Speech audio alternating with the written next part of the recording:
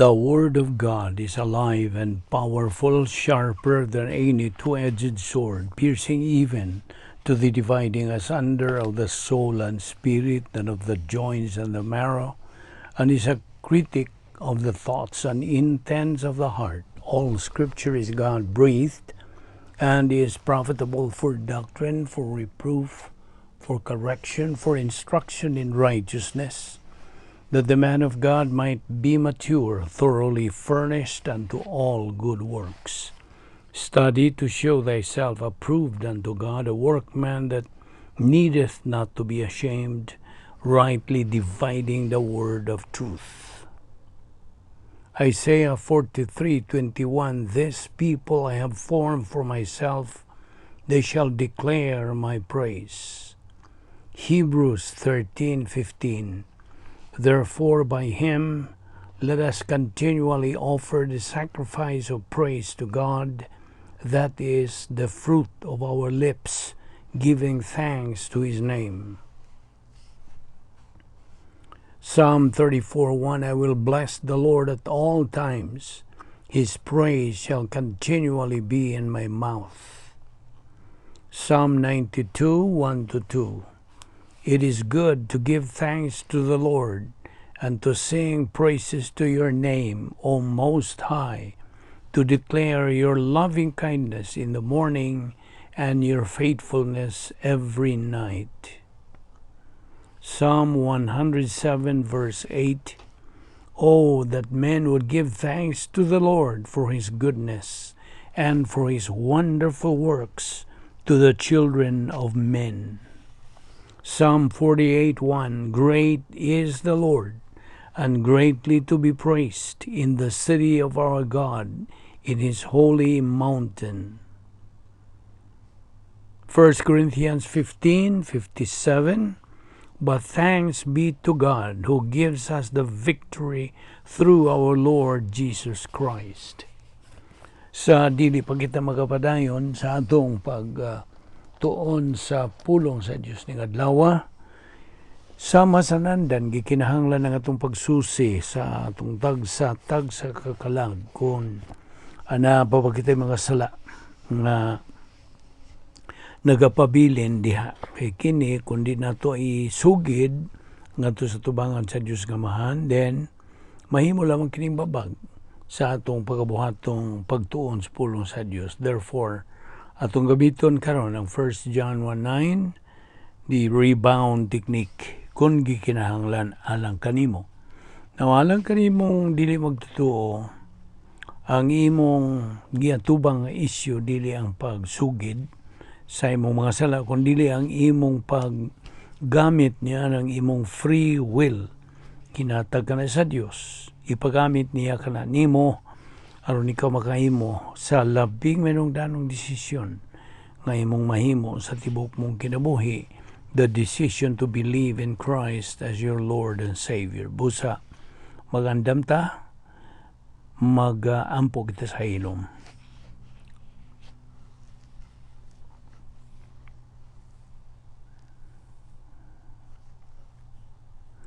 Bala na mo nga Dios, nagapasalamat kami kanimo nining lain usab nga adlaw nga imong gipadangat kanamo, buhi pa kami ning among lawas kinti mailan ang imong plano sa among kinabuhi nagapadayon pa.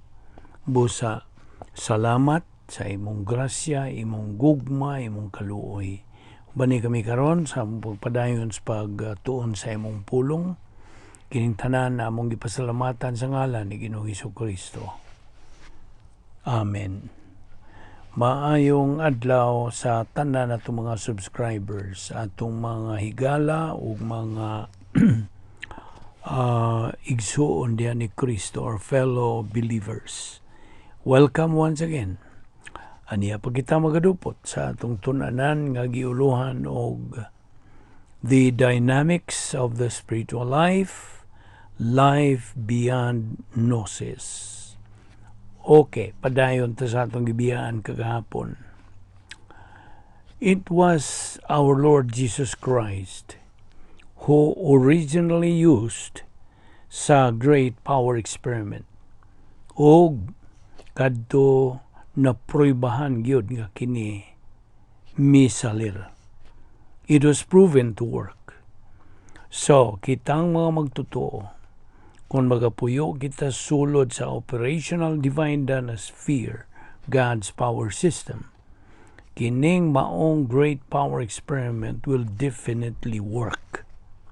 So, ang usa ka tawo nga motuo kang Ginoong Jesucristo nga iyang manluluwas, automatically mahimo siya nga bag-ong binuhat. Automatically, he becomes a new species, a new creature. Now, it is tragic.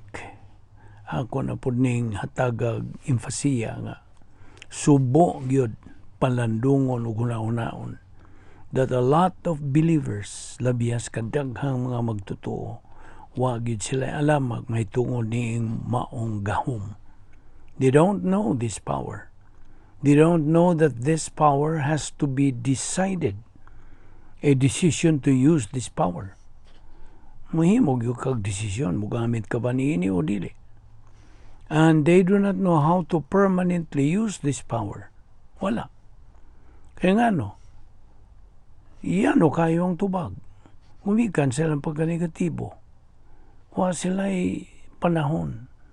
Wa sila'y gana. Wa'y gugma. Wa'y tinguha. Wa'y kainit. Is pagtuon sa pulong sa Diyos. Numdumi ang John 1:3, all things came into being through Him. Pinagi kang Ginoong Jesucristo. Colossians 1:16-17, because through Him all things were created. Now, samtang si Ginoong Jesucristo nagasinati sa iyang kasakit, His passion, ang iyang pag-antos dito sa cross, iyang gigunitan kining universo at the same time. Ang iyang pagka-Diyos, of course, held it. It was His deity who held it. The miracles that our Lord performed, pinagi kini sa iyang pagka-Diyos. Through His deity. Di man ka na? May pangutana, no? Pangutanon ta ka. What is Omnipotence of God? Unsa may pasabot? This means the omnipotence of the Godhead. Ang ilang linangkob ng pagka-omnipotente, labang makagahom nila sa Godhead. Kaya ang omni, nagkahulugan kini og ang tanan. Ang potence, nagkahulugan kini og power. So, He, the Godhead, is all powerful. Now, God's plan is perfect. Di naman malalis. Everything that happens in life is perfect. God is infinite and eternal. Okay? God is infinite and eternal. He exists eternally sa tulo ka persona. Ang matag persona has exactly the same power and omnipotence. Pangutana, can God make or create a boulder, takong bato, that He cannot carry? So, muna, kung maligaw ng pangutana, makabuhat ba ang Diyos og dakong bato nga dili niya mapasaan? Now, this question is wrong. Binuang lang yun. That premise is already wrong. This question is in line with Satan's question. Unsa man itong pangutan ng Satanas? Can you turn this stone into bread? Now, ang pagka-omnipotente o pagkalabaw magagahom sa Diyos, dili kini mabuwag gikan sa iyang pagkabalaan. No, we cannot separate. This cannot be separated from His holiness. Ang iyang holiness, ang pagkabalaan sa Diyos, gilangkob kini sa tulo niya kakinaiya. Hustisya, hingpit nga pagmatarong, ug ang iyang gugma. Justice, righteousness, and love. Now, nasayo naman tango si Satanas, may tintal sa atong Ginoo Kristo sa inunta pagpatipas o to detour our Lord from God the Father's plan for Him. You see? Mo to iyang tinguha, iyang plano. Today, ang gahom sa Dios is available to every believer. Grasya kini. Di ba matawag ni mo ka na grasya? Now, what includes this power? Kaya kini ko lang itong isgutan. Ang pagka-dynamics sa espiritualong kinabuhi. A life beyond Gnosis. O kining maong mabulukon nga matang sa pagkinabuhi. Puno kini sa kulbahinam o naadiha ang gahom sa Dios. Grasya kini. Now, what includes this power ng atong gisgutan? Well, all of God's spiritual assets.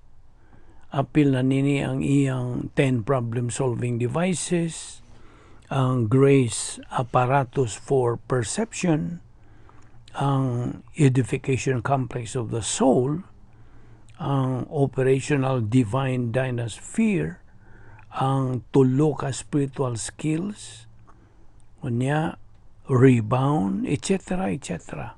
Faith rest drill, guban pa. Now, when did this great power experiment start? Diin kini magasugod. Well, ato ragong himuan o review ang dispensations, mga kapanahunan ingnunta. Una nini is gitawag og theocentric, meaning God-centered. Theo means Theos, God. God-centered. Ikaduha, ang Christocentric. The Lord Jesus Christ centered. Okay? Ug ang ikatulo, final destiny nga mao ang eschatological. Now, ubos nining theocentric. Mao kini Gentiles ug Israel kana sa theocentric.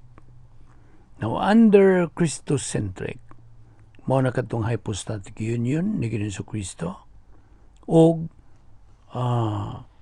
katuigan sa simbahan.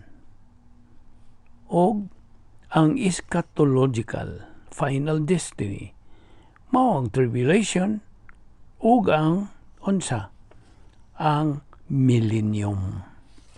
Unsa man ning millennium? Usa ka libo nga literal kining usa ka libong tuig nga pagdumalang Ginoong Kristo dinhi sa liyuta. Now,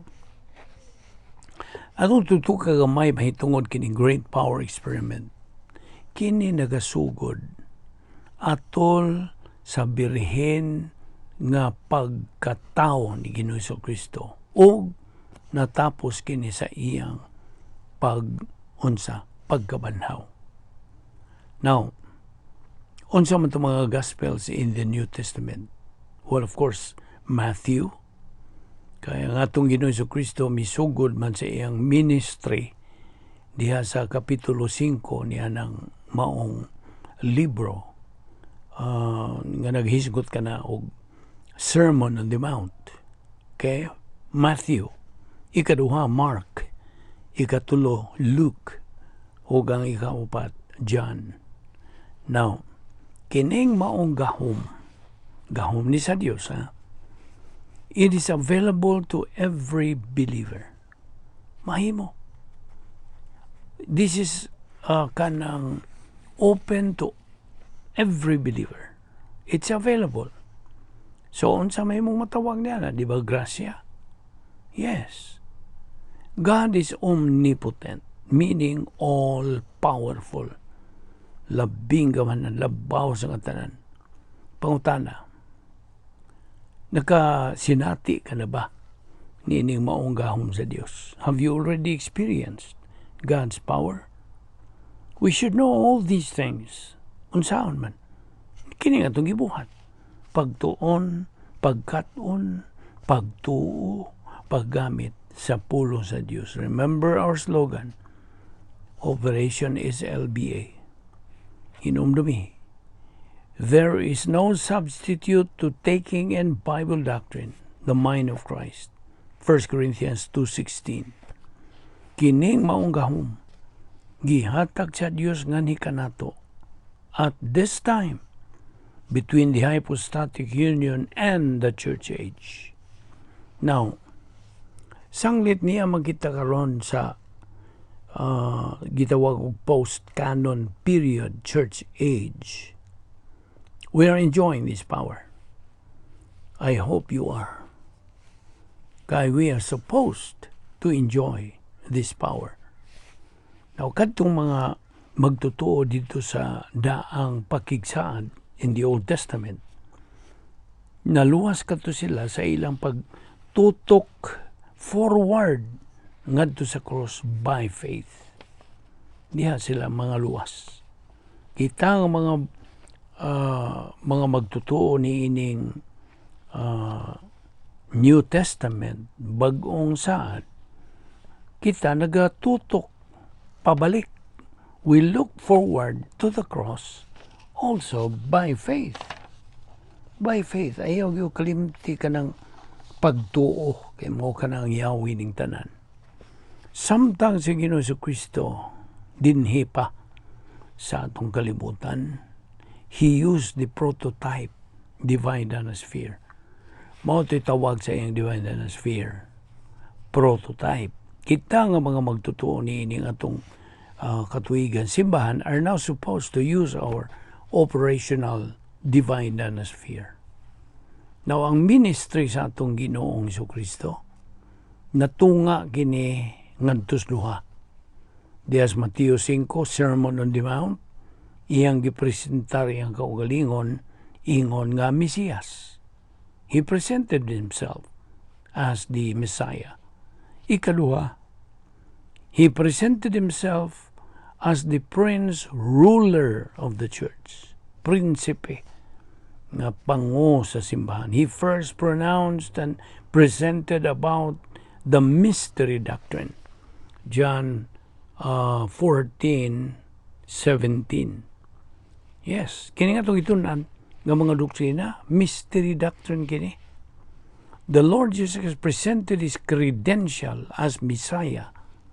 Apan, yun siya gidawat ba siya sa iyang mga katauhan? By His own people? No, He was rejected. He was rejected by the Jews, His own people.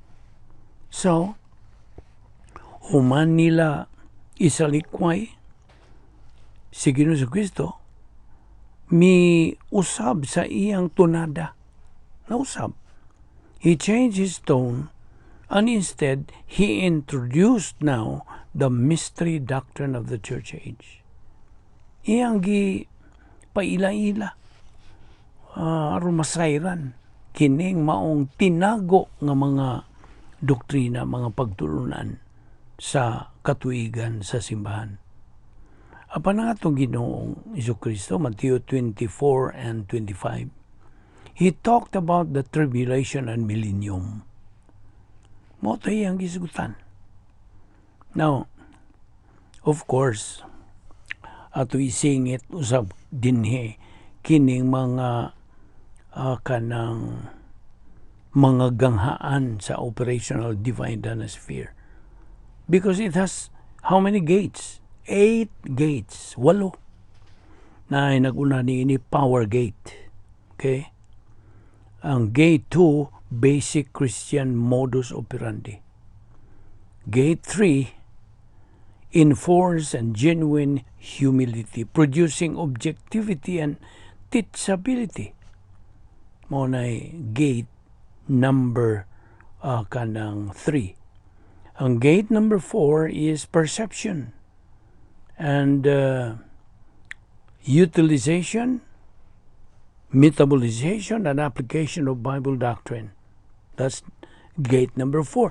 Ang gate number 5 is the cognitive self-confidence. ang imong personal nga gugma nga to sa Dios nga Amahan. Unya ang gate 6 mao ni gitawag og spiritual autonomy, cognitive independence, impersonal love. Gate 7, mo pasar kita, kinahanglang mo pasar sa momentum testing. Kay kining gate 7 is momentum test.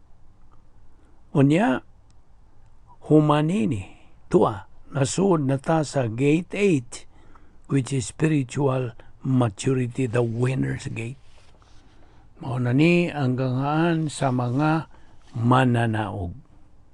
Now, si Ginoong Jesucristo sa iyang unang pag-anhi dinhi sa kalibutan, He resisted sin and evil. Iyag yung kanang gisalikway, hikling, gituod niya. He resisted. He remained inside sa iyang prototype, divine atmosphere. Wag yun siya mugawas. Nagpabilin kayo siyang hingpit sa iyang pagkatao. He remained perfect in his humanity. May hinungdan nga siya nga nagatuo kang Ginoong Jesucristo makabaton og kinabuhing dayon. John 3:36. Og busa ang buhat sa atong Ginoong Jesucristo dito sa cross. Igo na. It was sufficient.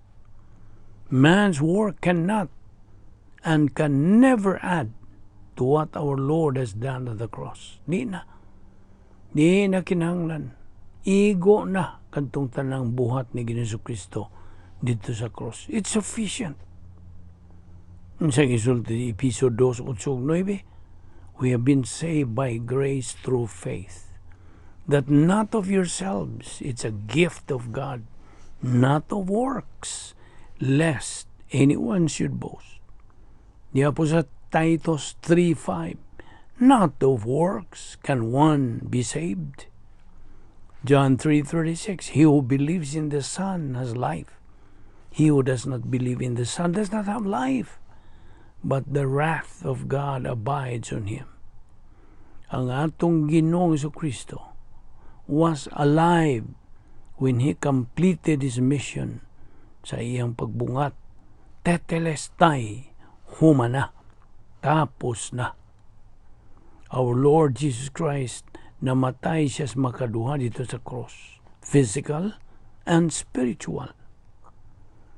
Kung bahin sa spiritual, He judicially was separated from God the Father tungod kay namatay siya alang sa atong mga sala for 3 hours. Ang iyang physical nga kamatayon was unique. He said, no one can take away my life but me. O katigi bungat ni Ginoong Jesucristo. Ang iyang substitutionary death was the greatest factor in the great power experiment of the hypostatic union. That was when He was judged for our sins. Sa dihang gihukman siya tungod sa atong mga kasalanan. He bore practically every sin of every person through the power of God, the Holy Spirit. Ang Espiritu Santo may nagadasig o himo kaniya nga mananaog. Sa iyang pag-anhi din sa una niyang pag-anhi, First Advent, si Ginoong Jesucristo misugod sa sabwag sa bahin sa gingharian. He started to proclaim the kingdom. Pinagi sa iyang Sermon on the Mount, Matthew 5. Naghisgot kini bahin sa the Beatitudes. But the Jews were negative. They were negative and rejected Him. Ug tungod nini, si Ginoong Jesucristo miusab sa iyang pagbutyag sa bahin sa gingharian ngadto sa katuigan na sa simbahan. Then, followed by tribulation. Because the Jews rejected him, the Lord Jesus Christ postponed the kingdom. Iyang giunda. You see? Now, in the middle of the book of Matthew, ang atong Ginoong Kristo miusab sa iyang tunada. He changed his tone o iyang gisugdan ang paghisgot bahin sa simbahan. Inomdom ka sa duha ka matang sa divine dynasty. Ang prototype iya kining Ginoong Kristo. Ang operational alang kanatong mga magtutuo ubos sa katuigan sa simbahan. Unya kanaghisgot man tabahin ini mga dynamics inunta sa spiritual life, then ayaw kalimot sa napulo ka mga paagi sa pagsulbad ug mga suliran gisangkap kini sa Dios kanato nga mga magtutuo. Always remember the 10 problem-solving devices. Rebound. The Lord Jesus Christ did not need it because he was permanently inside the prototype divine sphere. Unya ang occupation with Christ, this was not useful. Wa kini gamit alang kang Ginoong Kristo tungod kay siya mismo hingpit man because he was perfect. So, hinumdumiyo sa katong doktrina sa hypostatic union and also the doctrine of Gnosis. Din hilang una kita kutob pagkakaroon at ipadayon ni ugma. Magamputa. Balaan na mga Diyos, nagapasalamat kami kanimo ni ining higayuna sa among pagpadayon sa pagtuon sa among pulong. Inaot nga kini mahimong dugang nga kamatuoran nga napundo na sa among kalag, among magamit sa among adlaw-adlong kinabuhing espirituhanon. Salamat ning among Bible study pinagi sa YouTube. Kining tanan among ipasalamatan sa ngalan ni Ginoong Hesukristo. Amen.